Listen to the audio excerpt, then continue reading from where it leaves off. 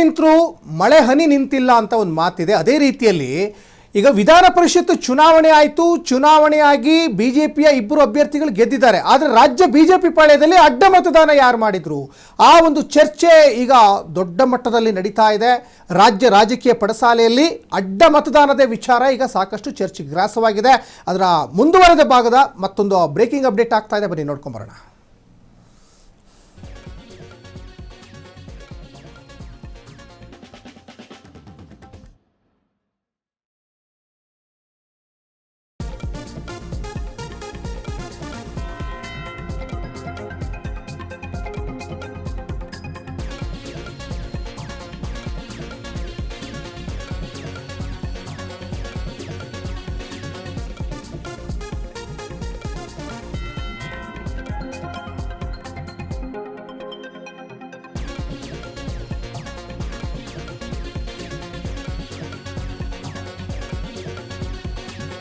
ರಾಜ್ಯ ರಾಜಕೀಯದಲ್ಲಿ ಅಡ್ಡ ಮತದಾನದ ಸ್ಫೋಟಕ ಚರ್ಚೆ ರಾಜ್ಯ ರಾಜಕೀಯ ಪಡಸಾಲೆಯಲ್ಲಿ ತೀವ್ರಗತಿಯಲ್ಲಿ ನಡೀತಾ ಇದೆ.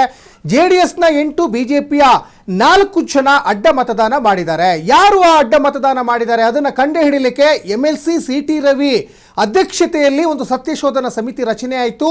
ಆ ಸಮಿತಿಯಲ್ಲಿ ಮಾಜಿ ಸಚಿವ ಎನ್ ಮಹೇಶ್ ಇದ್ರು, ಜೊತೆಗೆ ಹುಬ್ಳಿ ಧಾರವಾಡ ಸೆಂಟ್ರಲ್ ಶಾಸಕ ಏನಿದಾರಲ್ಲ ಮಹೇಶ್ ತೆಂಗಿನಕಾಯಿ ಅವರು ಕೂಡ ಇದ್ದರು. ಆ ವರದಿ ಈಗ ರಾಜ್ಯಾಧ್ಯಕ್ಷ BY ವಿಜೇಂದ್ರ ಕೈ ಸೇರಿದೆ.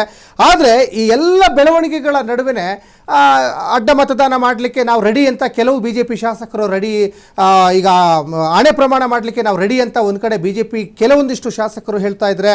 ಕೆಲವು BJPಯ ಹಿರಿಯ ನಾಯಕರುಗಳು ಆಣೆ ಪ್ರಮಾಣ ಒಳ್ಳೆಯ ವಿಚಾರ ಅಲ್ಲ, ಅದು ಒಳ್ಳೆ ಬೆಳವಣಿಗೆ ಅಲ್ಲ, ಧರ್ಮಸ್ಥಳದ ಪಾವಿತ್ರತೆಯನ್ನು ಕಾಪಾಡಬೇಕಾಗಿದ್ದು ನಮ್ಮೆಲ್ಲರ ಕರ್ತವ್ಯ, ಈ ಥರ ಎಲ್ಲ ಮಾತುಗಳು ಕೂಡ ಕೇಳಿ ಬರ್ತಾ ಇದ್ದು. ಇನ್ನು BJPಯಲ್ಲೇ ಸಾಕಷ್ಟು ಪರ ವಿರೋಧ ಚರ್ಚೆಗಳಾಗ್ತಾ ಇದ್ದಾವೆ ಈ ಅಡ್ಡ ಮತದಾನದ ವಿಚಾರಕ್ಕೆ.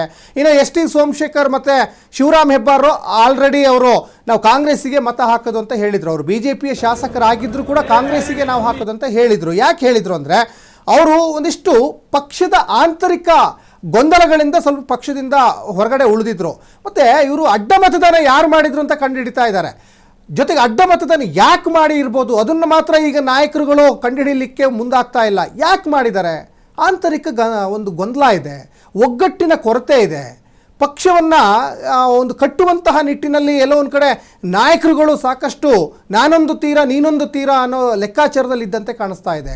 ಈ ಆಣೆ ಪ್ರಮಾಣ ಮಾಡಲಿಕ್ಕೆ ಒಂದು ಕಡೆ ವಿಜೇಂದ್ರ ಮುಂದಾಗ್ತಾ ಇದ್ರು. ಯಾಕೆ? ತನ್ನ ಸ್ಥಾನಕ್ಕೆ ಏನಾದರೂ ಕುತ್ತು ಬರ್ತದೆ ಅಂತ ಆಣೆ ಪ್ರಮಾಣಕ್ಕೆ ಮುಂದಾದ್ರ, ಅಥವಾ ನಾನು ಈ ಪಕ್ಷದ ಒಂದು ಶಿಸ್ತನ್ನು ಕಾಪಾಡಬೇಕು, ಹಾಗಾಗಿ ಯಾರೇ ಅಶಿಸ್ತನ್ನು ತೋರಿದರೆ ಅವ್ರ ಮೇಲೆ ಕ್ರಮ ತೆಗೆದುಕೊಳ್ಬೇಕು, ಆ ರಾಜ್ಯಾಧ್ಯಕ್ಷನಾಗಿ ನನ್ನ ನಿಲುವು ಇಷ್ಟೇ ಅಂತ ಏನಾದರೂ ಒಂದು ಸಂದೇಶ ಕೊಡಲಿಕ್ಕೆ ಹೋದ್ರೆ ಗೊತ್ತಿಲ್ಲ.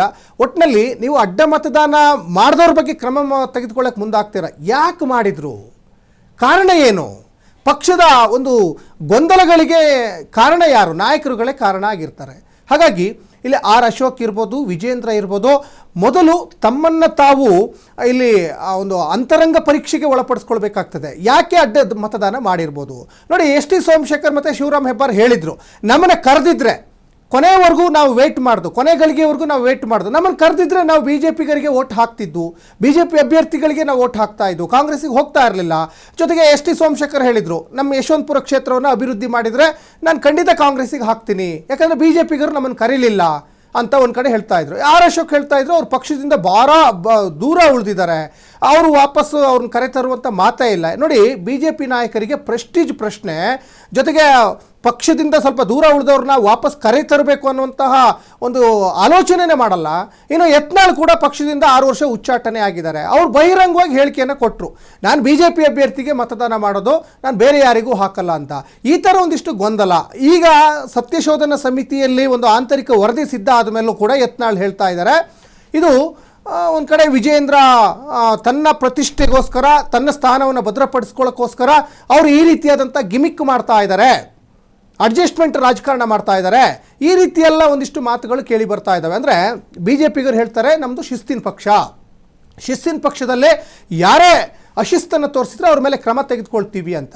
ಈಗ ಈ ಶಿಸ್ತಿನ ಪಕ್ಷದಲ್ಲಿ ಒಂದು ಶಾಸಕರುಗಳನ್ನು ಹಿಡಿದಿಟ್ಕೊಳ್ಬೇಕಾದಂತಹ ನಾಯಕರುಗಳು, ರಾಜ್ಯಾಧ್ಯಕ್ಷರಾಗಿರಲಿ ವಿಪಕ್ಷ ನಾಯಕರಾಗಿರಲಿ, ಇವರೇ ಗಟ್ಟಿಯಾಗಿ ನಿಲ್ಲಿಲ್ಲ ಅಂದರೆ ಮತ್ತು ಅವರು ಅಡ್ಡ ಮತದಾನ ಮಾಡಲಿಲ್ಲ ಅಂದರೆ ಇನ್ನೇನು ಮಾಡಲಿಕ್ಕೆ ಸಾಧ್ಯ ಆಗ್ತದೆ? ಯಾಕಂದರೆ ಒಂದು ಶಾಸಕರುಗಳ ವಿಶ್ವಾಸವನ್ನು ಪಡ್ಕೊಳ್ಬೇಕಾಗ್ತದೆ, ಶಾಸಕರುಗಳ ಮಾತನ್ನು ನಾಯಕರುಗಳು ಕೇಳಬೇಕಾಗ್ತದೆ, ಮತ್ತು ಒಂದು ಪಕ್ಷದ ಆಗು ಹೋಗುಗಳ ಬಗ್ಗೆ ಶಾಸಕರ ಜೊತೆ ಚರ್ಚೆಯನ್ನು ಮಾಡಬೇಕಾಗ್ತದೆ. ಶಾಸಕರನ್ನು ತಂಪಾಡಿಗೆ ತಾವು ಬಿಟ್ಟರೆ ಅವರು ಅಡ್ಡ ಮತದಾನ ಮಾಡ್ತಾರೆ. ನೋಡಿ, ಅಂಥ ಸುಭದ್ರ ಸರ್ಕಾರ 135+ ಶಾಸಕರು ಗೆದ್ದಿರುವಂಥ ಕಾಂಗ್ರೆಸ್ನವರೇ ಡಿ ಕೆ ಶಿವಕುಮಾರ್ ಬಿಡದಿಯ ವಂಡರ್ಲಾ ರೆಸಾರ್ಟ್ನಲ್ಲಿ ತಮ್ಮೆಲ್ಲ ಶಾಸಕರನ್ನು ಇಟ್ಟು ಹೆಂಗೆ ಮತದಾನ ಮಾಡಬೇಕು ಅಂತ ಅಣುಕು ಪ್ರದರ್ಶನ ಕೂಡ ಮಾಡಿದರು. ಮತ್ತು BJP JDSನವರು ಗಾಳ ಹಾಕ್ಬೋದು, ನಿಮಗೆ ಅವರ ಆಮಿಷಗಳಿಗೆ ಒಳಗಾಗಬಾರ್ದು ಅಂತ ಎಚ್ಚರಿಕೆ ಕೂಡ ಕೊಟ್ಟರು. ಆ ರೀತಿ ಬೆಳವಣಿಗೆ ನಡೀಲೇ ಇಲ್ಲ JDS BJPಯಲ್ಲಿ. ಹಾಗಾಗಿ ತಮ್ಮ ಶಾಸಕರನ್ನು ಹದ್ದುಬಸ್ತಲ್ಲಿ ಇಟ್ಕೊಳ್ಬೇಕಾಗಿದ್ದು ನಾಯಕರುಗಳ ಕರ್ತವ್ಯ ಆಗಿರ್ತದೆ. ಆ ನಾಯಕರುಗಳೇ ಇವಾಗ ಒಂದು ಕಡೆ ಬೇಲಿ ಎದ್ದು ಹೊಲ ಮೇಯ್ದಂತೆ ಮಾಡಿದ್ರೆ ಭಾಳ ಕಷ್ಟ ಆಗ್ತದೆ. ಆಮೇಲೆ ಎಲ್ಲ ಆದಮೇಲೆ ಅಂದರೆ ಈಗೇನಾಗಿದೆ ಅಂದರೆ ಕೊಳ್ಳೆ ಹೊಡ್ಕೊಂಡು ಹೋದ್ಮೇಲೆ ಕೋಟೆ ಬಾಗಿಲು ಹಾಕಿದ್ರು ಅಂತಾರೆ, ಹಾಗಾಗಿದೆ BJP ಪರಿಸ್ಥಿತಿ. ನಿಮ್ಮ ಶಾಸಕರನ್ನು ಹದ್ದುಬಸ್ತಲ್ಲಿ ಇಟ್ಕೊಂಡಿದ್ರೆ ನಿಮ್ಮ ಶಾಸಕರನ್ನ ಅಟ್ಲೀಸ್ಟು ಎಲೆಕ್ಷನ್ ಸಂದರ್ಭದಲ್ಲಿ ಹೆಂಗೆ ನಾವು ಆಮಿಷಗಳಿಗೆ ಒಳಗಾಗಬಾರ್ದು, ಕಾಂಗ್ರೆಸ್ನವರು ಆಮಿಷ ಮಾಡಿದ್ರೋ ಅಥವಾ ಇವರೇ ಅವರಿಗೆ ನಾವು ಓಟ್ ಹಾಕ್ತೀವಿ ಅಂತ ಮುಂದೆ ಹೋದ್ರೋ ಗೊತ್ತಿಲ್ಲ. ಈ ಎಲ್ಲ ಬೆಳವಣಿಗೆ ಆದಮೇಲೆ ಈಗ ನೀವು ಸತ್ಯಶೋಧನಾ ಸಮಿತಿಗೆ ಮುಂದಾಗ್ತಾ ಇದ್ದಾರೆ. ಅಶೋಕ್ ಆಗಿರಲಿ, ವಿಜಯೇಂದ್ರ ಆಗಿರಲಿ, ಮೊದಲು ನಿಮ್ಮನ್ನು ನೀವು ಪರೀಕ್ಷೆಗೆ ಒಳಪಡಿಸ್ಕೋಬೇಕು. ಯಾಕೆ ಶಾಸಕರು ನಮ್ಮ ಮಾತನ್ನು ಕೇಳಲಿಲ್ಲ, ಯಾಕೆ ಅಡ್ಡ ಮತದಾನ ಮಾಡಿದರು? ಕೊರತೆ ಇರೋದು ನಿಮ್ಮಲ್ಲಿ. ಈಗ ನೋಡಿದರೆ ಸತ್ಯಶೋಧನಾ ಸಮಿತಿ ರಚನೆ ಮಾಡ್ತೀರಾ. ಇದು ಟೋಟಲಿ ತಮ್ಮ ಸ್ಥಾನವನ್ನು ಭದ್ರಪಡಿಸ್ಕೊಳ್ಳಲಿಕ್ಕೆ ಈ ರೀತಿಯಾದಂತಹ ಒಂದಿಷ್ಟು ಹೈಡ್ರಾಮಾಗಳು ನಡೀತಾ ಇದ್ದಾವೆ BJPಯಲ್ಲಿ ಅನ್ನೋದು ಸ್ಪಷ್ಟವಾಗಿ ಗೊತ್ತಾಗ್ತಾ ಇದೆ.